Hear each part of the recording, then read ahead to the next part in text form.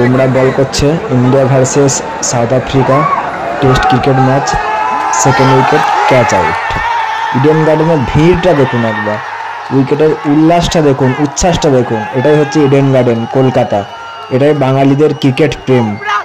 কিছুদিন আগেই ওয়েস্ট ইন্ডিজের সাথে খেলা হয়েছিল, দর্শকের কোনো গ্যালারিতে কোনো দর্শক ছিল না, আর এখানে দেখুন দর্শকই দর্শক, গ্যালারি পুরো ফুল প্যাকড আপ, এতটুকু ফাঁকা জায়গা নেই।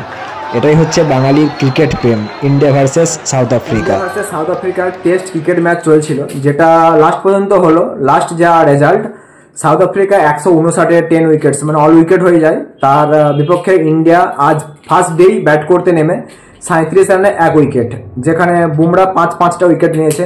5 উইকেট নিয়ে বুমরা সাউথ আফ্রিকার পুরো কোমর ভেঙে দিয়েছে। তো টেস্ট ক্রিকেট ম্যাচে এইভাবে একদিনের মধ্যেই একটা টিম অল উইকেট হয়ে যাবে, তার বিপরীতে টিম খেলতে নেমে যাবে। এটা যদি টেস্ট ম্যাচ হয়ে থাকে, তো টেস্ট ম্যাচ 5 দিনের যে ম্যাচ হয়, 5 দিন পর্যন্ত যে একটা টেস্ট ক্রিকেট ম্যাচ যাবে, সেটা আর আশা করা উচিত নয়। কারণ মনে হয় না 5 দিন পর্যন্ত এই টিমটা বা এই দুটো টিমের যে টেস্ট ক্রিকেট ম্যাচ চলছে, 5 দিন পর্যন্ত খেলাটা যাবে বলে।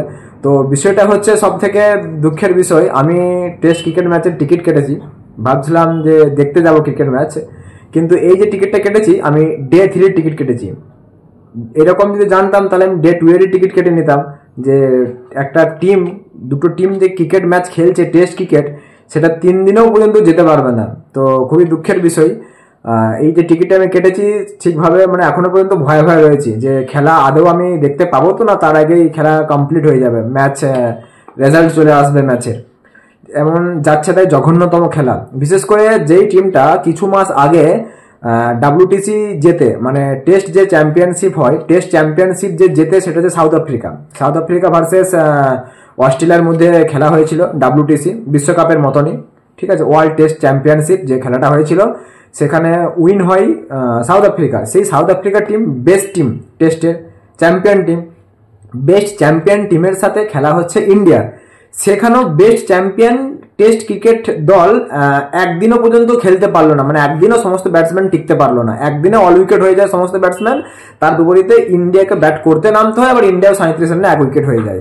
তো কাল দুদিন, দ্বিতীয় দিন, তো দ্বিতীয় দিনে হয়তো ইন্ডিয়া কিছু রান করবে বা আবার অল উইকেটও হয়ে যাবে কিনা জানি না। ওদের বোলিং পাওয়ার সেরকম ধার তো দেখতে পেলাম না। বুমরা যে ধারের মাধ্যমে বল করেছে, তোমরা সকলেই দেখেছো বন্ধুরা, যারা খেলা দেখেছো, মারাত্মক বল করেছে, খুব সুন্দর বল করেছে বুমরা। 5টা উইকেট নিয়েছে সাউথ আফ্রিকার বিপরীতে।